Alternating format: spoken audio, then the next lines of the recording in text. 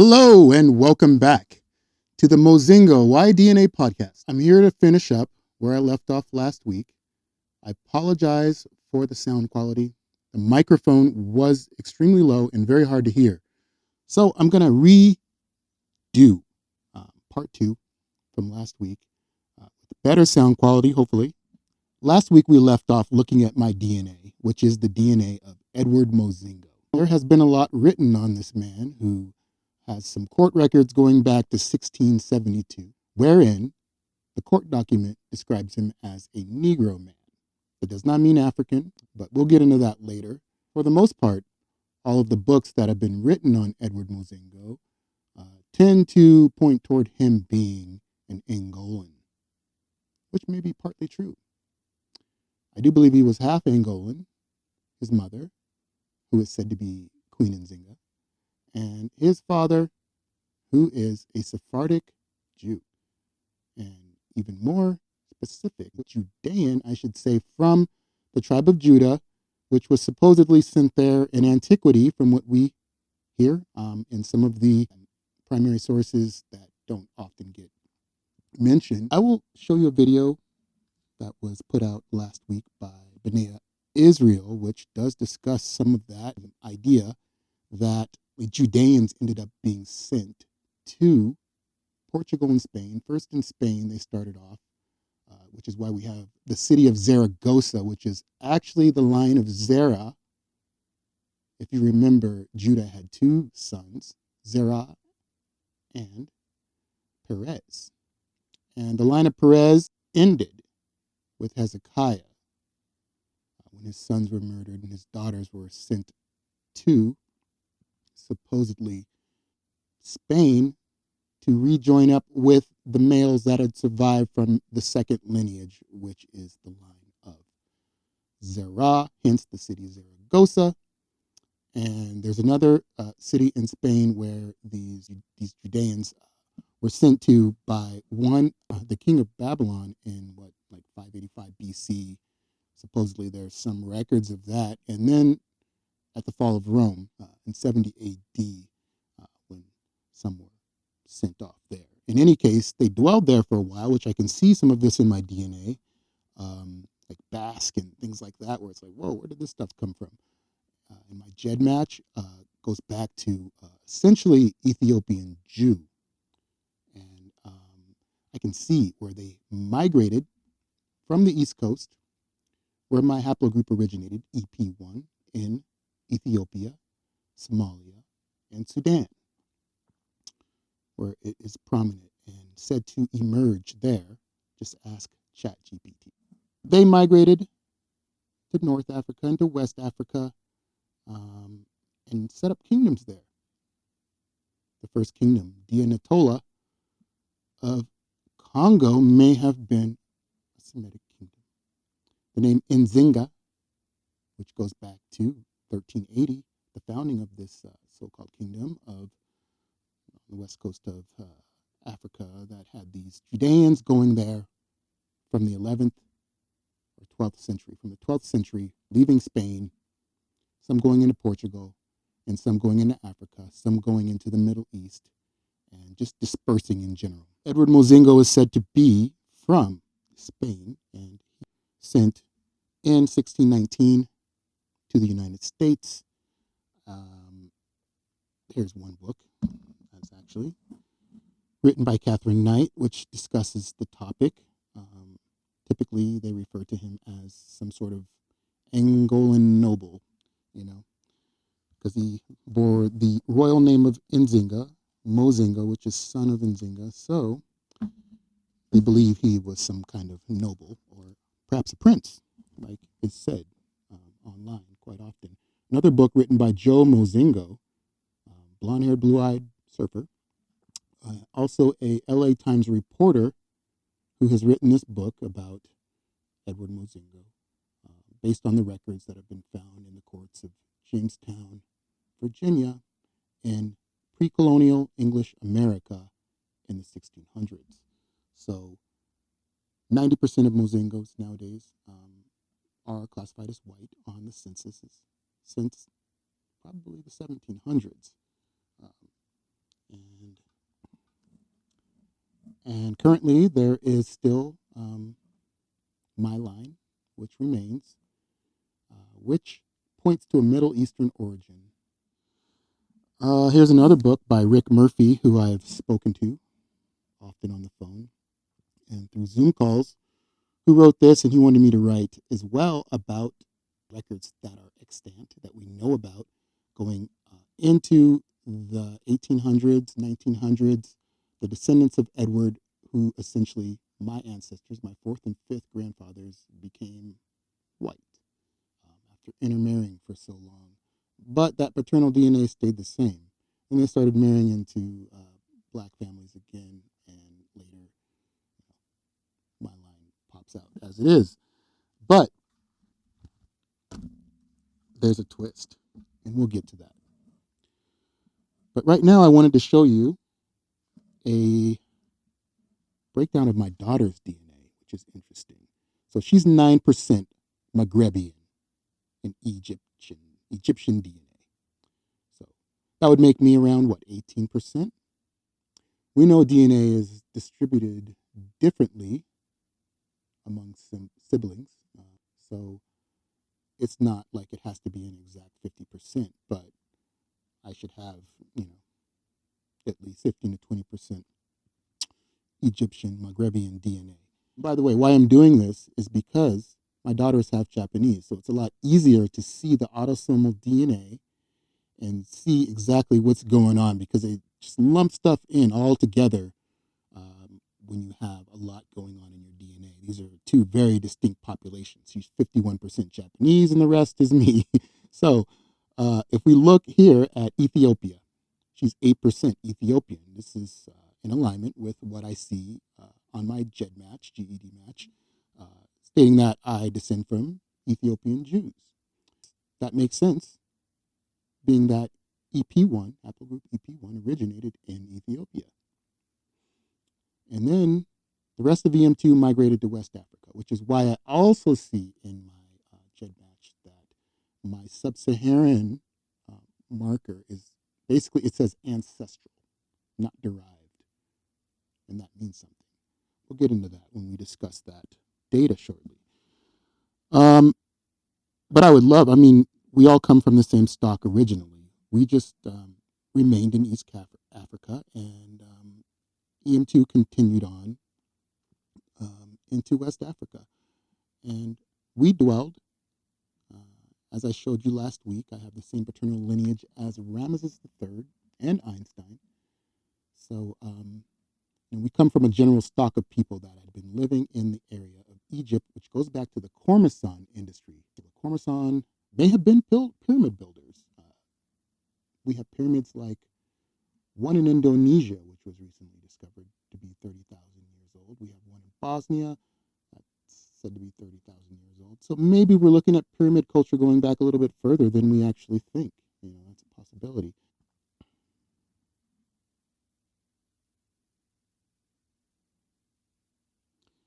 Let's take a look here. So Edward Mozingo, that's Edward Mozingo III, who married Elizabeth Booth.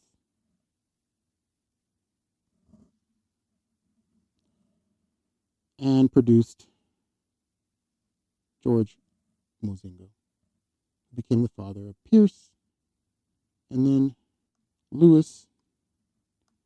And what I've discovered is that these gentlemen were major slave owners. That's just what it is, So we have to be completely intellectually honest with all of the data that we find.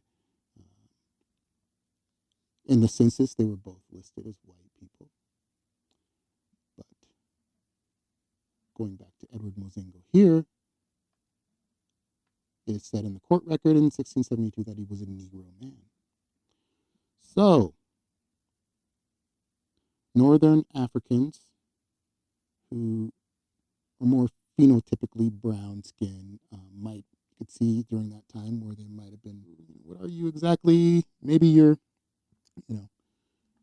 Negro. So he was indentured to John Walker, who was also my 8th great-grandfather, through the marriage of his granddaughter. And next, let's have a look at this here.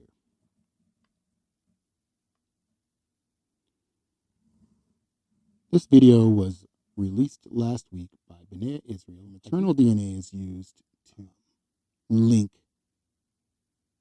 a person back to antiquity because we know that stuff is up front in the DNA and it doesn't necessarily provide a direct connection unless it's paternal DNA. So here we go.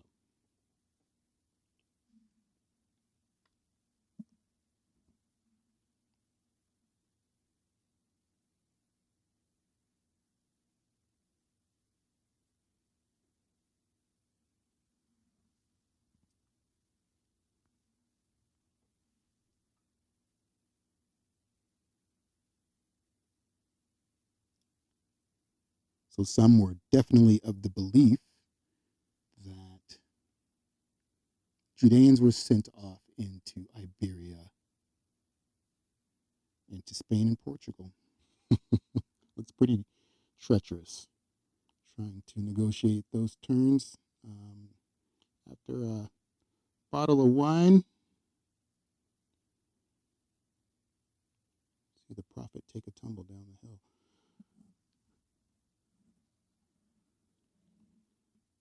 These are interesting.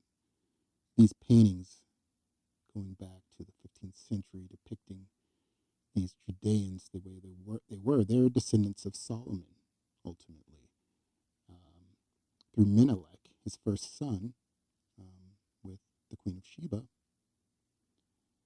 And they went down into Ethiopia, which shows in my DNA, and ended up migrating out west, some of them, and some of them stayed. So let's see here. What do we have next? Did you know there are more pyramids in the northern Sudanese desert than there are in the entire country of Egypt, or ancient Kemet? Which makes sense because we started off in Ethiopia, Sudan, Somalia, where EP1 is said to have originated, and we sent out colonies,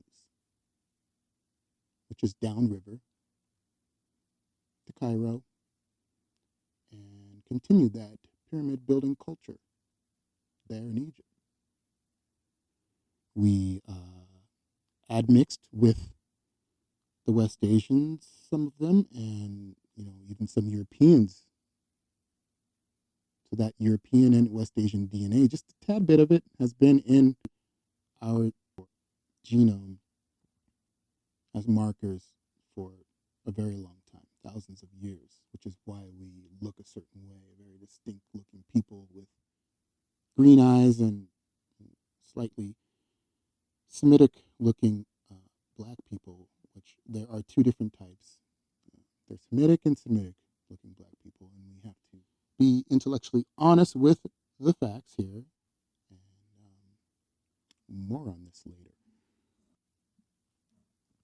I was discussing Albert Einstein last week, and it is what it is. In antiquity, his forefathers looked probably like me, but phenotypes change very rapidly, just with a few generations.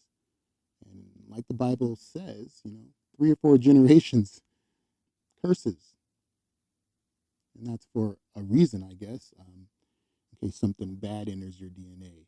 And our DNA is quantum. It really is. It's an amazing thing. I'm going to get more into this later and show you some scientific articles that states that DNA is quantum in the way that it behaves. And I think it's pretty much producing itself in the present. There's a lot to this, I think, because it's no coincidence that I'm discovering these things now at this timing. So more on that later. Saw this and it kind of stood out to me, but it says Albert Einstein is alleged to be Y haplogroup E, which he is, EV38, E1B1B1A. And this cluster supposedly was known as a Jewish cluster. for context, 39,000 years ago, we had the same great, probably going back a long ways into the Cormison industry, one of the first ancient cultures of North Africa. This bear, found after being frozen on a tundra for 39,000 years, died around the same time as Einstein and my great-grandfather, who is the same great-grandfather as Pharaoh Ramses III. So what if the pyramids are much older than we think? There are pyramids in Indonesia and Bosnia recently discovered that potentially date back to 40,000 years ago, 30 to 40,000 years ago. The Emerald Tablets, if you've ever read that and believe in it, Billy Carson's work, say that they were built by Thoth 36,000 years ago. The compendium of the Emerald Tablets. Have a read. We know Thoth went by different names like Tehuti, and he supposedly went to South America and set up pyramids there. Tehutihuacan. He was also known as Tehuti. Some other names which became gods over in South America.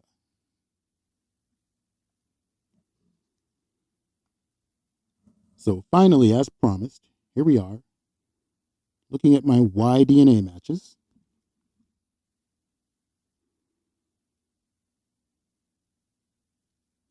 We see here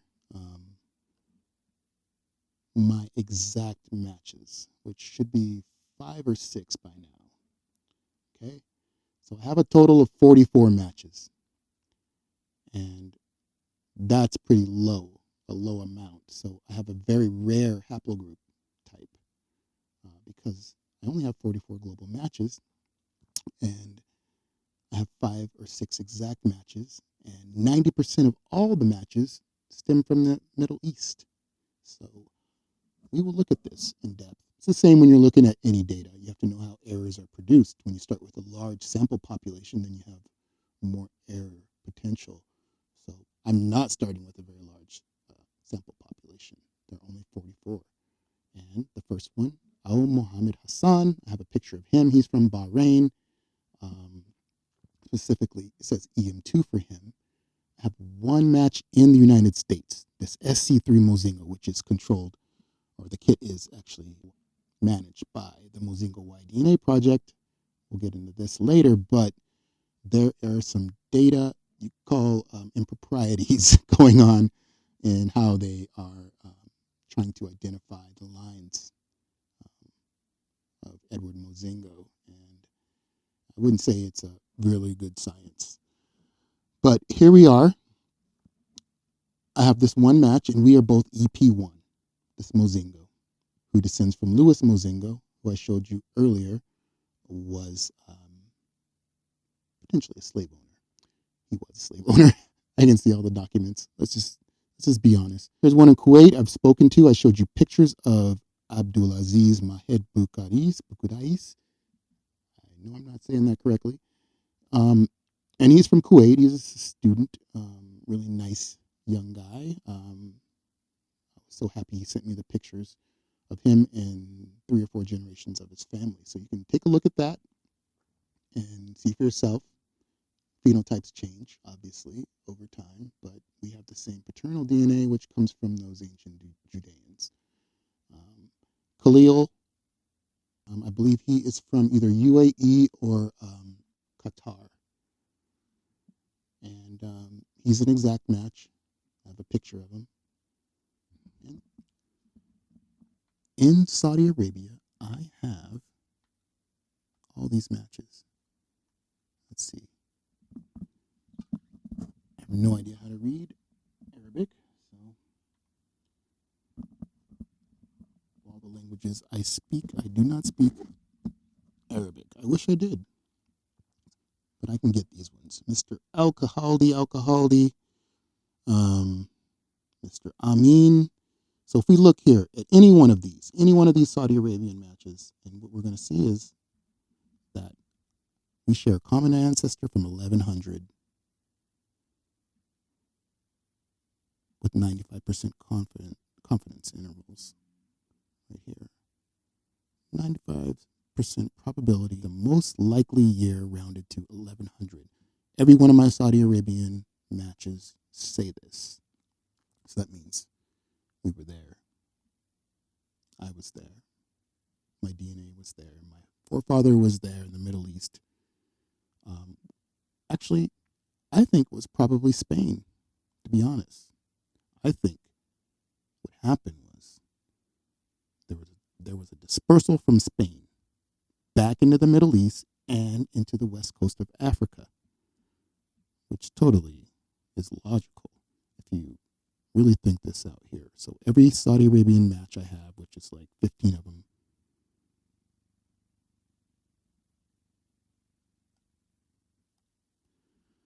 says 1100. So look at the next page. There are only 2 pages here. Still continuing Saudi Arabia. I mean, the list goes on. Wow.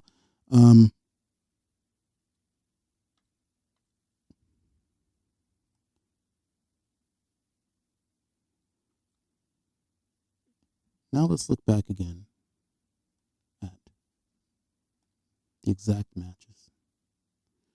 Let's see when the date is.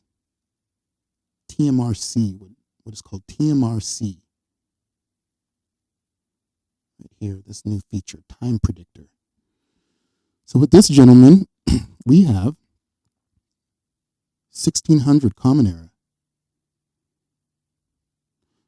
I have heard from Shlomo Sand, I've watched a couple videos, but he's a proponent of the idea that Judeans were in the Middle East up until the 1600s before they actually were sent out. They either had to convert or leave. So you have these crypto Jews, these Moorish crypto Jews, Sephardic Jews, who were coming to the United States in numbers from the west coast of Africa,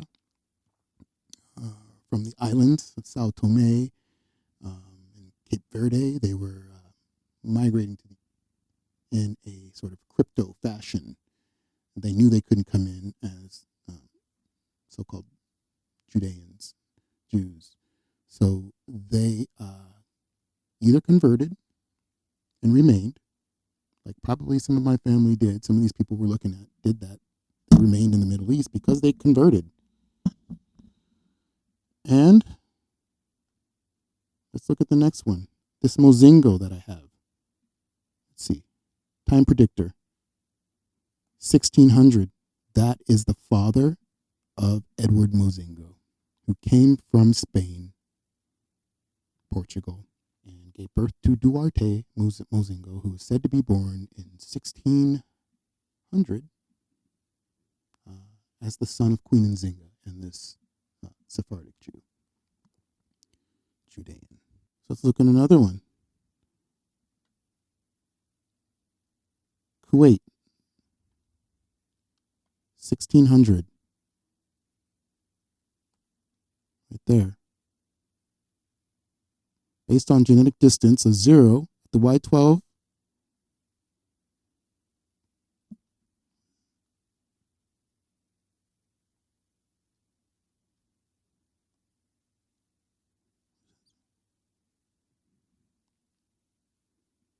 So if you know what confidence intervals are, you know what a mean is, like statistical analysis it's not super intuitive, but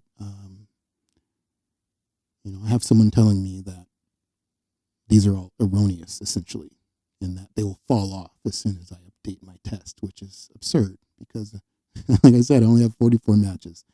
And you can clearly see here that the data has been generated, which indicates with confidence intervals that we share a common ancestor. My surname match in the United States, who is a Mozingo, shares a common ancestor with me in 1600, along with 5 or 6 other people from that area. So, Khalil, let's look at him. Khalil, 1600, same. So we all come from the same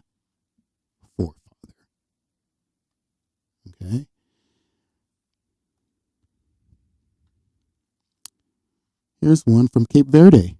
We know what happened in Cape Verde. Lots of Sephardic Jews were sent there to Cabo Verde and Sao Tome. There's some other Mozingos who are one-step matches here. So one step, one step, one step, one step. And Prince Mozingo Mozingo. So this is what I see a lot online. When I'm cyber sleuthing, I see a lot of reference to this name, Mozingo.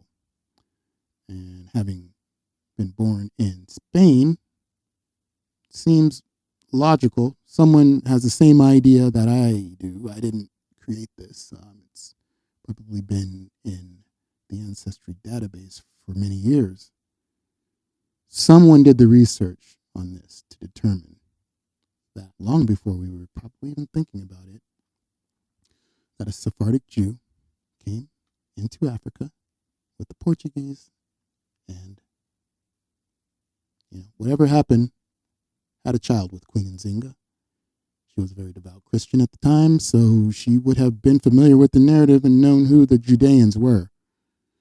So could have been very strategic, which is why he was exiled eventually, because of the implications to the throne. And supposedly her brother had her children killed, her one child killed, but obviously he survived.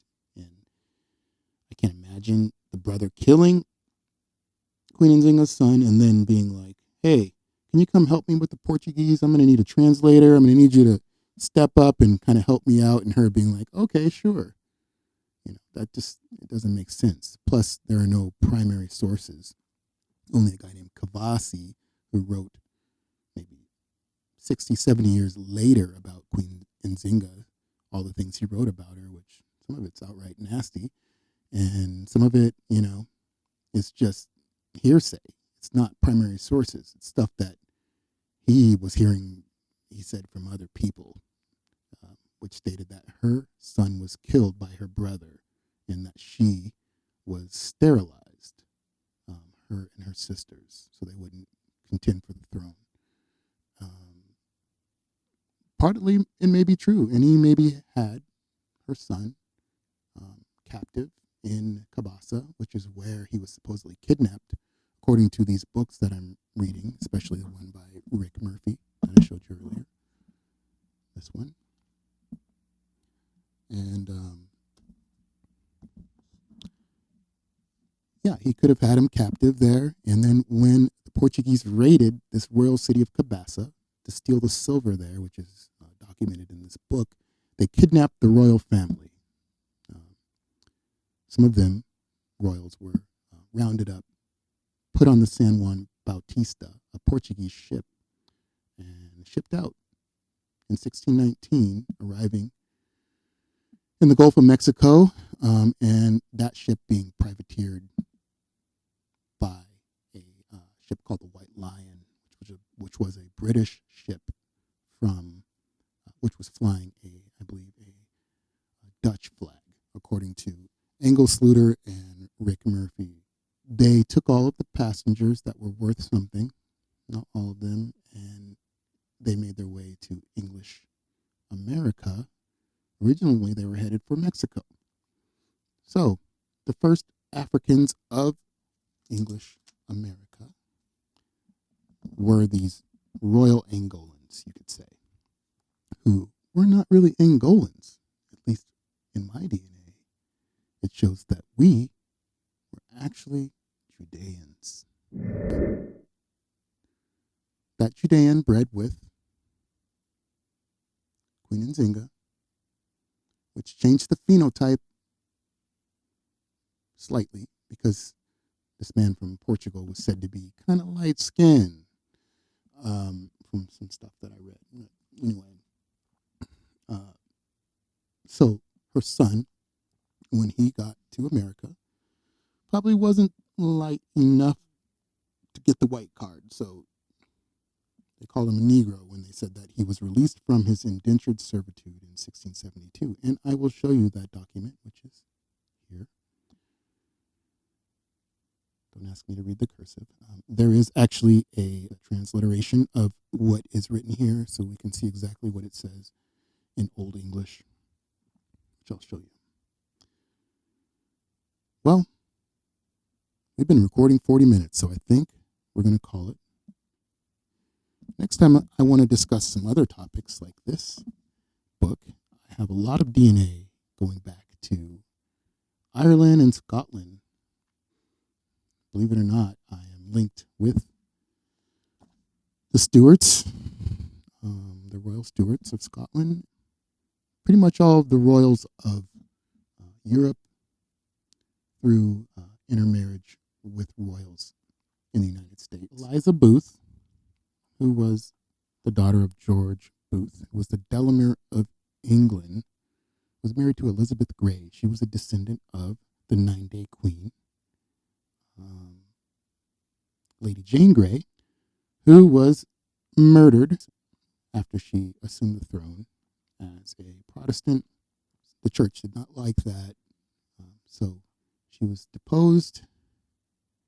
She was the daughter of Anne of Windsor and Lord Grey. And the Windsors go back in my tree a very, very, very long way. Let's see here. We're talking back to Rome. And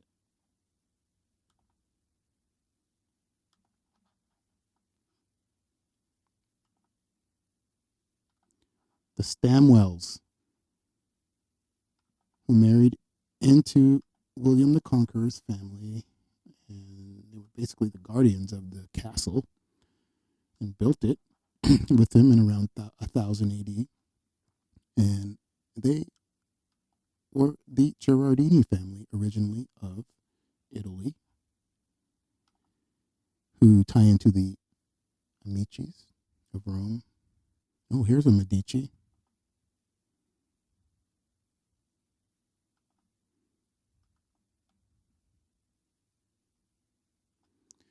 And here they become the Windsors. So you see Gerardini, Baron Lord of Windsor from Italy, and then the name Windsor. And guess who uses the name Windsor now? Yes, the Gotha-Saxe-Coburg family of England, who are not actually Windsors.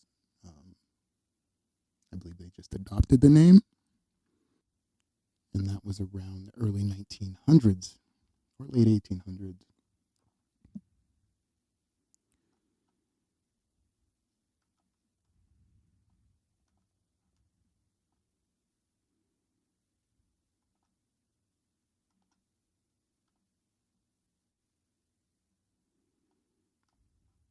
So that was Elizabeth Grey, who married my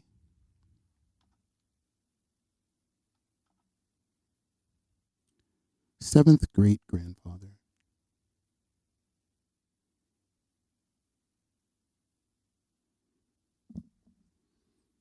All right. Thank you for joining us today. I appreciate it. We'll be getting into some more interesting topics regarding DNA, Y-DNA in particular. Sort of released the embargo on the information regarding EP1 and its migration. Look online. You won't find anything about it, hardly, until you ask ChatGPT. And unless you're really interested in reading through a lot of genetic journals, which I am doing for my research paper next semester. So there'll be some information, new information, scientific information coming out on EP1, its migration, and what I believe its relationship to the House of David in Spain. Signing out, this is James Mozingo. Thanks for joining me, and we'll see you again soon.